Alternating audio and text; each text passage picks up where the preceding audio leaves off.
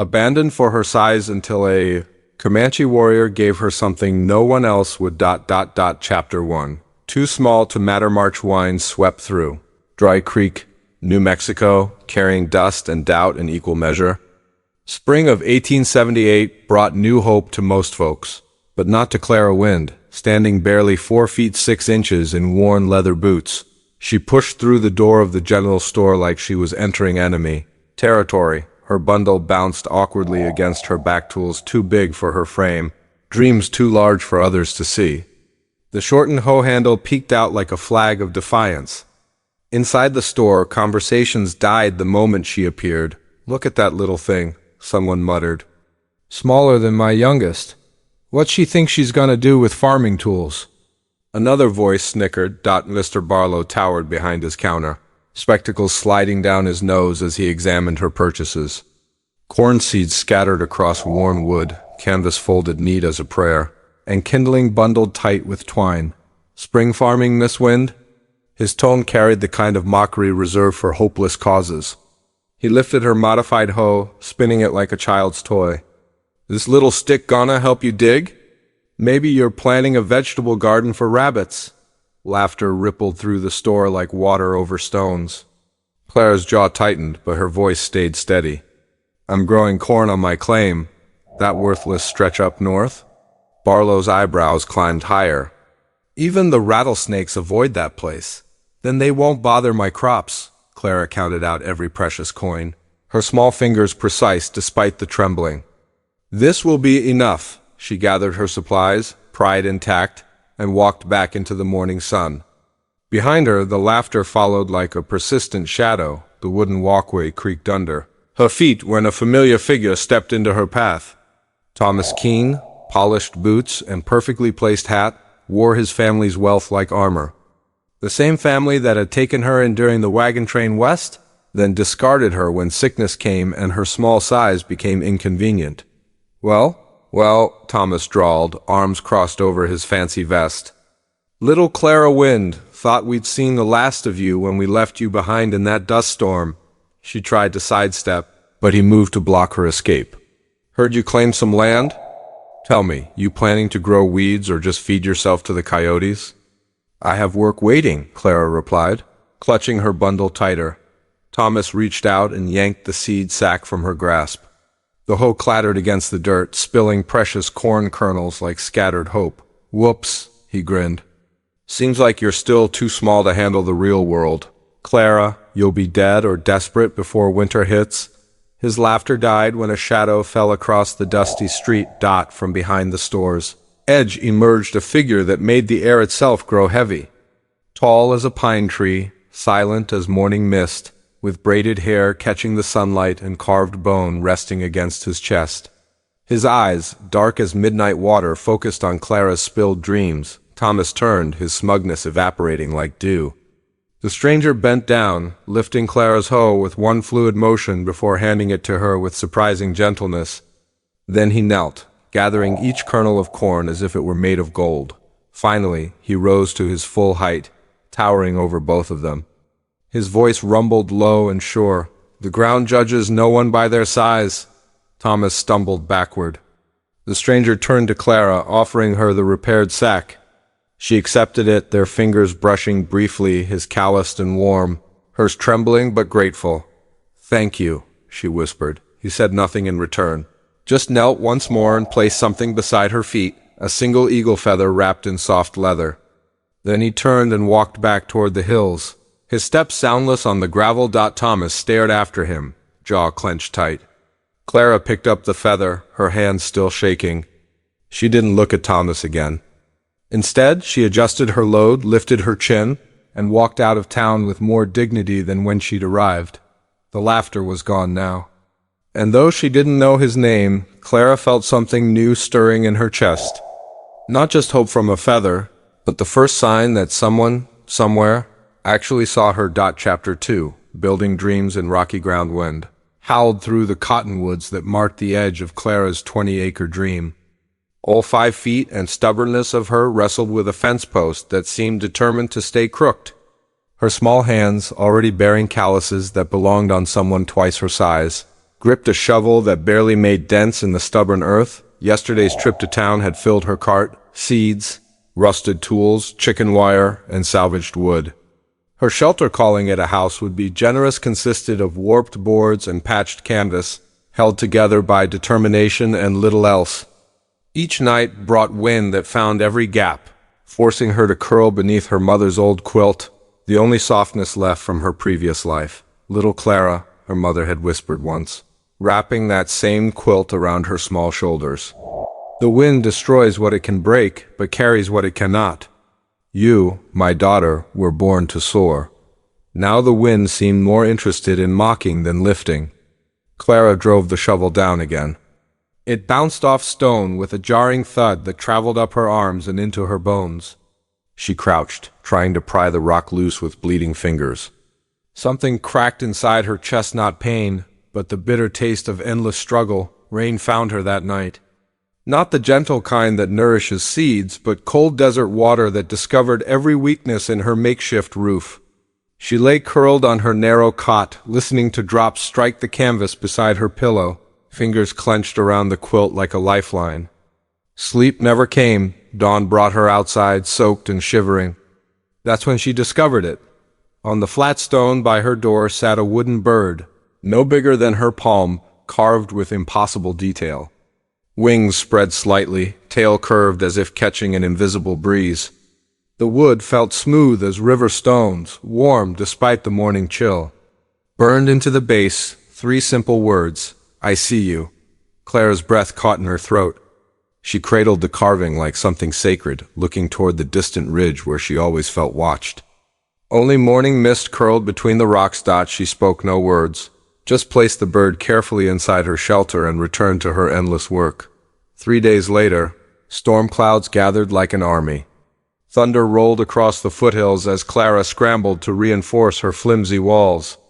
Standing on an overturned crate, she fought to secure a loose corner of canvas. Wind tore the fabric from her grip just as rain began to fall. The crate slipped.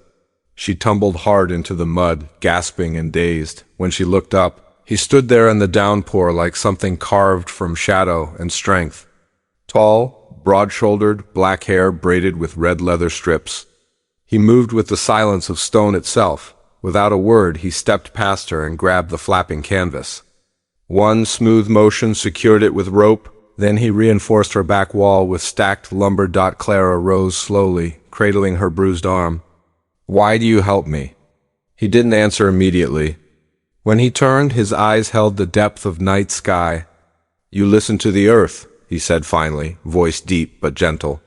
You work with it instead of against it. That deserves protection. Rain streaked down her face as she blinked up at him. You carved the bird? A single nod. Tikwala, sparrow, small, but it sings before storms end. She said nothing. Just studied this stranger who spoke like wind and worked like someone possessed by purpose. Stepping inside her shelter, she returned with her canteen and offered it to him. He hesitated, then accepted it, taking one measured sip before returning it with a respectful nod. I am Grey Wolf, he said. Tashida, Clara, she offered in return. A nod. He turned to leave, but paused at the edge of her clearing. Build roots deep. Clara Sparrow, he said, voice carrying over the rain. So they won't wash away. Then he vanished into the storm. But somehow the rain no longer felt cruel. It had brought her something, maybe not answers, but perhaps a beginning. Chapter 3. Strong Hands. Stronger heart's morning sun filtered through scattered clouds as Clara struggled with another fence post. Her hands ached from yesterday's work, fingers raw despite the cloth strips she'd wrapped around them for protection. The fence reached barely waist-high, more symbol than barrier, but it marked something important. Her territory, her effort, her refusal to disappear. Soft footsteps made her turn. Grey Wolf approached, carrying trimmed pine logs on his shoulder like they weighed nothing at all. He stopped at her unfinished fence line and tilted his head toward the incomplete section. This won't survive winter, he said simply. Clara's jaw tightened. It's what I can manage alone. He studied her for a moment, then nodded. Together works better. He dropped the logs with a solid thud and began, setting the first one without waiting for her permission. Clara hesitated, then grabbed her hammer. They worked in an unspoken rhythm. He drove stakes while she braced them steady. He cut rails while she measured distances using her own arms as a guide. By the time the sun climbed higher, she was breathing hard and covered in sawdust. "You move too quickly," she panted. "You keep pace?" he replied without stopping. Clara laughed despite her exhaustion. "Just barely." They rested under the cottonwood's thin shade. Clara perched on a low stump, sipping from her canteen.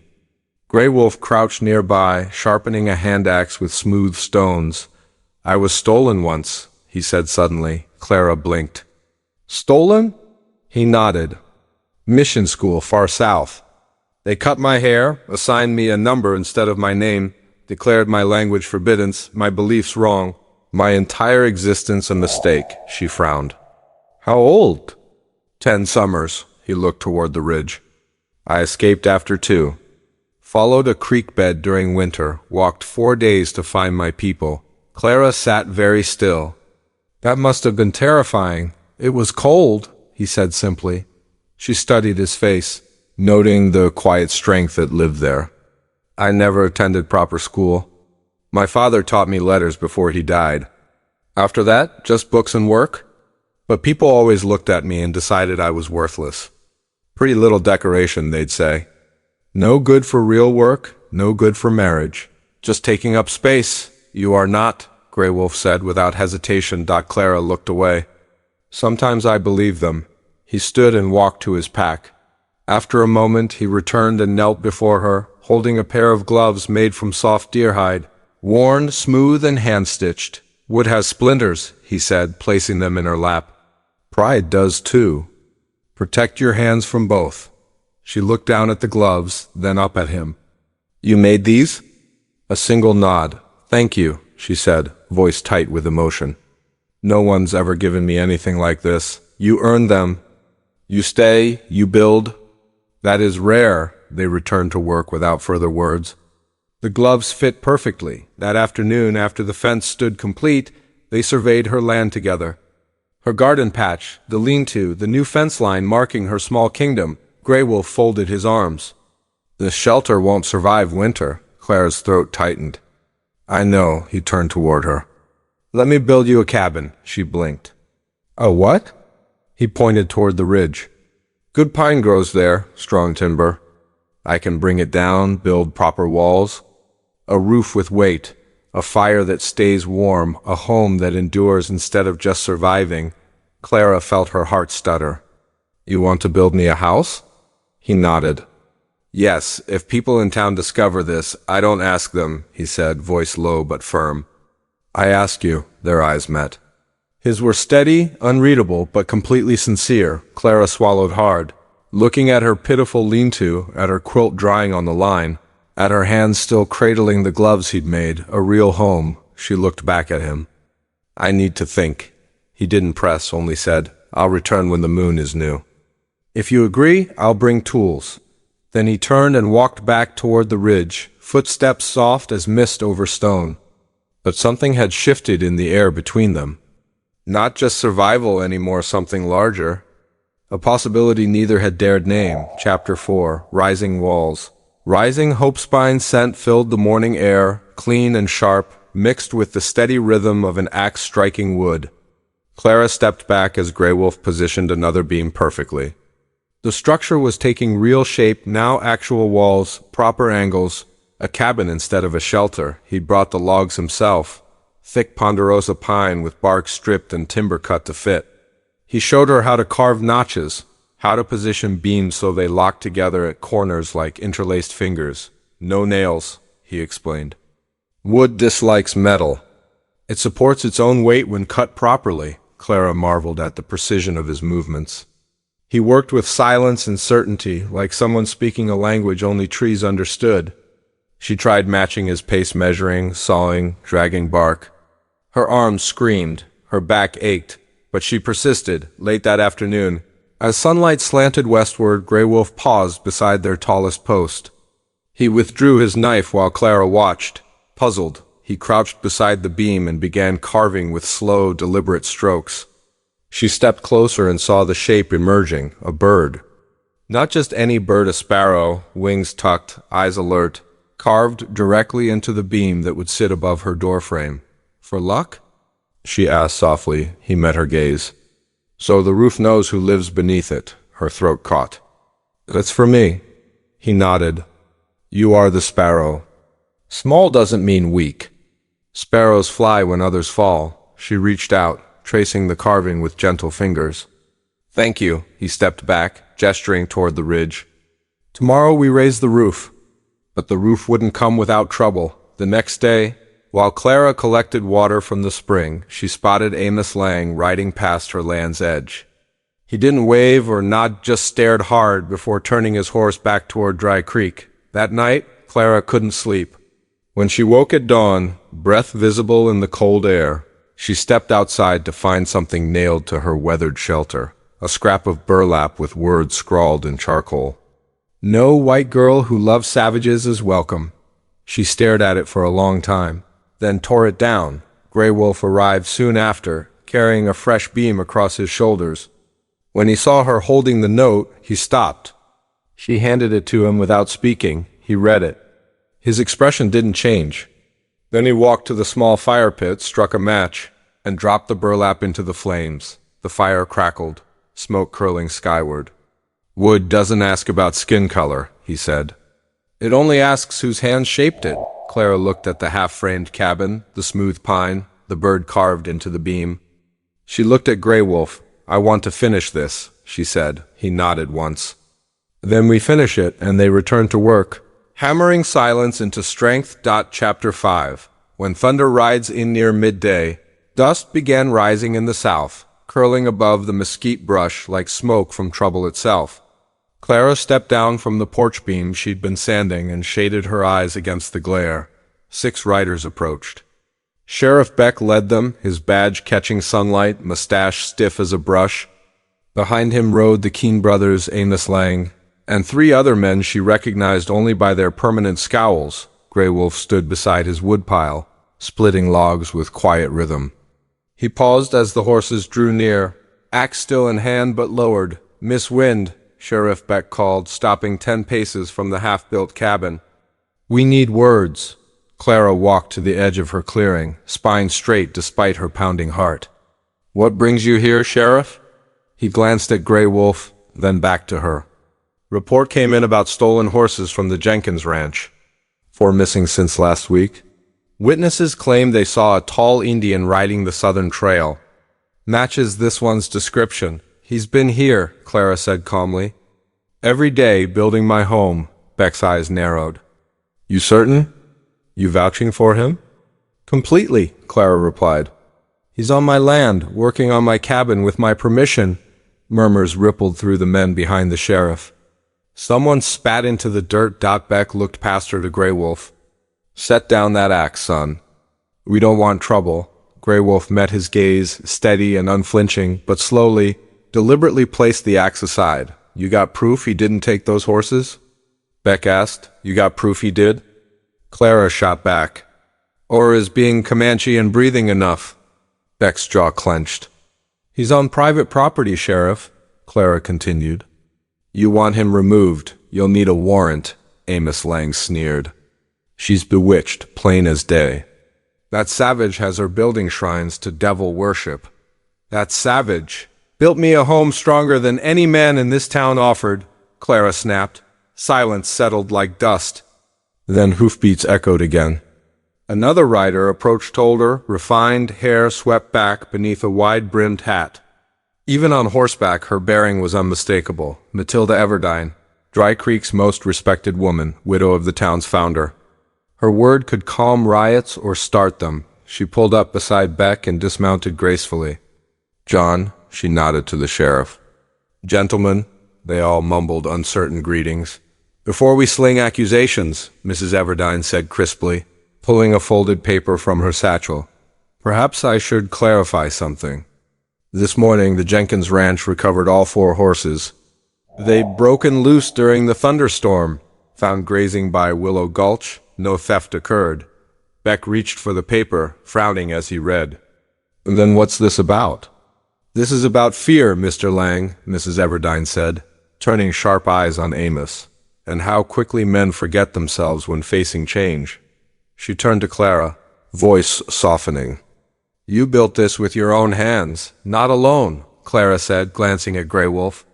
"But I helped." Matilda examined the cabin, then looked back at the sheriff. "I see no crime here, just construction. You sure about this, Matilda?" Beck asked. "As sure as I was when your mother gave me her wedding ring and said, 'Trust the girl who dares stand alone.'" The sheriff cleared his throat. "All right, then. We'll be moving on," he turned, muttering orders. The men wheeled their horses around. Before leaving, Beck gave Grey Wolf a long look. "Stay clean, son." Grey Wolf didn't reply. He didn't need to. Once the dust settled, Clara stood frozen, breath shallow, knees trembling. Grey Wolf stepped forward and laid his large hand gently on her shoulder, not to claim or warn, just to steady her. The warmth sank through her bones like comfort itself. Clara closed her eyes and let it hold her. Chapter 6. Community rises the morning after Sheriff Beck's visit. Clara woke to unfamiliar sounds. Voices, multiple voices. Not arguing or shouting, but speaking with unified purpose. Asterisk, asterisk, asterisk, asterisk, asterisk. She threw off her blanket and stepped out from beneath the makeshift canvas stretched between saplings. Her boots sank into damp, softened earth as she froze in amazement. 6 wagons lined the rise above her plot, wheels thick with red dust. Horses shifted and snorted in the morning chill. Men and women climbed down, some carrying baskets, others shouldering planks, crates, or tools. Children scampered behind them, already curious and eager to help. Leading them was Matilda Everdine, gray hair tucked beneath her wide-brimmed hat, worn boots defiant against the slope. "Good morning, Miss Wind," she called out, voice firm as bedrock. "We have a house to finish, don't we?" Clara stood speechless, hands still smudged from yesterday's work, clenched unconsciously at her sides. Behind her, Grey Wolf stepped from the half-built doorway, axe across his back, dark eyes scanning the unexpected visitors with unreadable expression. Matilda approached the cabin's edge. "These folks," she gestured back with her gloved hand, "aren't here to gawk or gossip. They're here to help and give." First came the Millers, placing a worn but lovingly kept rocking chair on the porch and a small black cook stove beside the entryway. The Cooper brothers followed, their wagon stacked with window glass, hinges, and professional tools. The Williams family brought preserves, smoked meat, and a heavy wool quilt that Clara instantly recognized as hand-stitched. More came with wood. Nails, shingles, food, a spare axe, even coffee beans wrapped in brown paper. One by one, settlers from Dry Creek offered what they could, some with labor, some with gifts, others just nodding in quiet recognition of something they couldn't explain. Clara's throat tightened. She'd prepared for loneliness, for mockery, for whispered conversations behind turned backs. She hadn't prepared for this. She glanced at Grey Wolf. His face remained unreadable, but his stance softened, hands opening slightly at his sides as if accepting this offering from people he had no reason to trust. Then they began. All morning the valley echoed with tools and conversation. Clara moved among them, helping where she could, carrying shingles to the roof, smoothing mud and straw between logs, fetching nails with hands long used to splinters. Grey Wolf worked beside the Coopers, hoisting beams with strength that silenced others. He carved joints, checked angles by eye alone, cut notches so clean they slid together without needing correction. His presence, once viewed with suspicion, now grounded the work in something solid and lasting. By late afternoon, the roof stood complete. Sunlight caught new glass windows, casting golden ribbons inside the single room. The stove was fitted, its chimney already curling test smoke into the breeze. Doors hung straight. The floor was swept clean. Clara stood in the center of the cabin, the house, and slowly turned. It was larger than she'd imagined, warmer, real. Footsteps made her turn. Grey Wolf approached from the doorway, a small bundle cradled in his hands, wrapped in soft, aged buckskin. "For you," he said simply. Clara stepped forward, untied the bundle, and opened the cloth. Inside was a silver bracelet with turquoise set into it, aged smooth by touch and time. Etched into the metal were small symbols: clouds, wind, and a single bird caught mid-flight. It shimmered not with luxury, but with history. It belonged to my wife, Grey Wolf said, voice low and reverent. She wore it until the fever came. Clara's fingers faltered. I cannot take this. It's too precious. You don't take it, he said. It finds you. It chose you. Her chest swelled with something that felt like breathing after years of holding it. Slowly, she slipped the bracelet over her wrist. It fit not loosely, not tightly, as if it had always belonged there. The others finished hammering final nails and began packing their wagons. The sun dipped toward the hills, casting long shadows across the grass. One by one, neighbors departed, leaving gifts, handshakes, and soft-spoken promises to visit again. Mrs. Everdine was the last to leave. You've made something real here, she said, eyes on Clara, then turned to Grey Wolf. And you've kept your promise. He bowed his head slightly. The gesture filled with more gravity than words. When silence returned to the foothills, Clara sat on the porch step.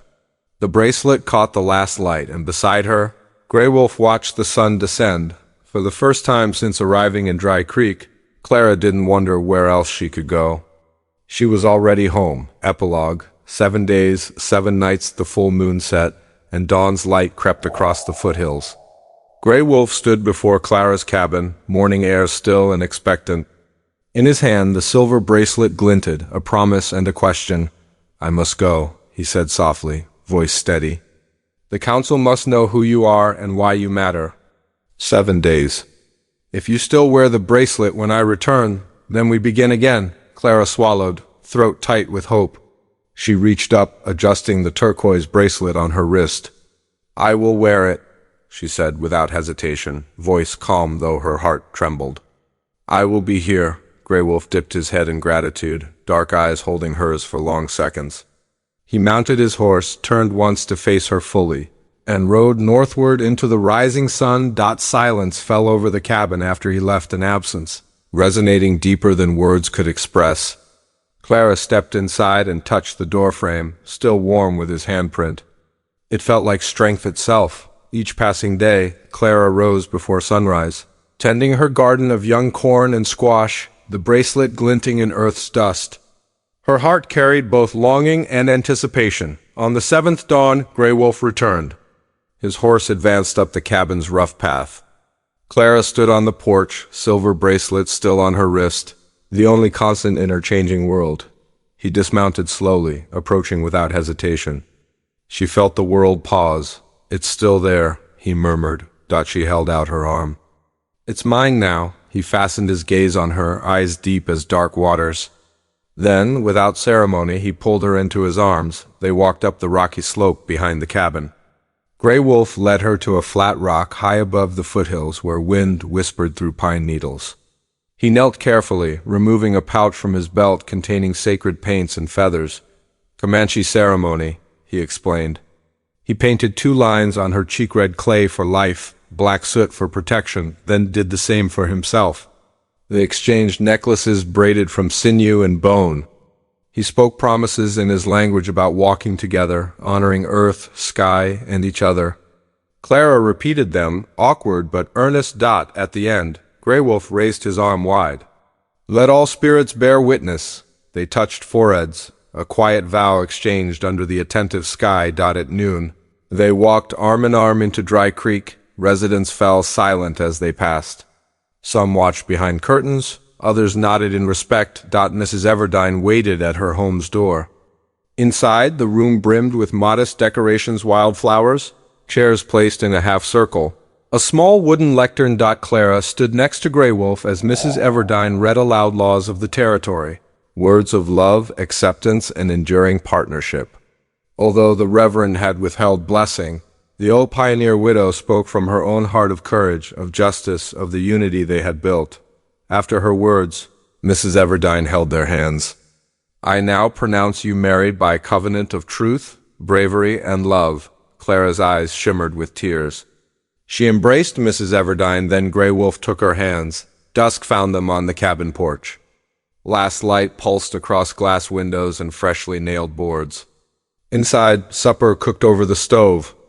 Outside, air cooled, filled with pine and earth scents. Clara leaned against him, her bracelet silver against his dark coat. I was small once, she whispered. Too small for them. But now I have a home built by someone who sees strength in that smallness. Grey Wolf shifted to face her, moonlight catching in his eyes. He brushed a finger across the bracelet's turquoise. You proved your worth. Stone by stone, choice by choice, you are no longer small. You are my equal, my family. Silence, full and deep, pulsed between them. Gentle breeze rustled pine needles overhead. An owl called from the ridge. Their future remained uncertain. Storms would come, whispers would rise, but they rested in this moment, two people bound by earth and sky, by love and endurance. In that shelter of their own making, they chose each other without apology, without regret, as the world spun patiently onward into the night. Asterisk, if this tale touched something deep within you, if it reminded you that even the smallest among us can carry the greatest strength, then you've discovered the heart of what we create here. At Wild West Echoes, we craft tales of impossible love, fierce resilience, and quiet moments that change everything. Stories where honor lives in weathered hands and love defies frontier rules. So if Clara and Grey Wolf's journey meant something to you, don't let it end here. Subscribe, join our growing community, and prepare for the next unforgettable adventure. Because out here in the Wild West, love may be rare, but when it arrives, it builds something that even time cannot destroy. Asterisk, asterisk, asterisk, asterisk, asterisk,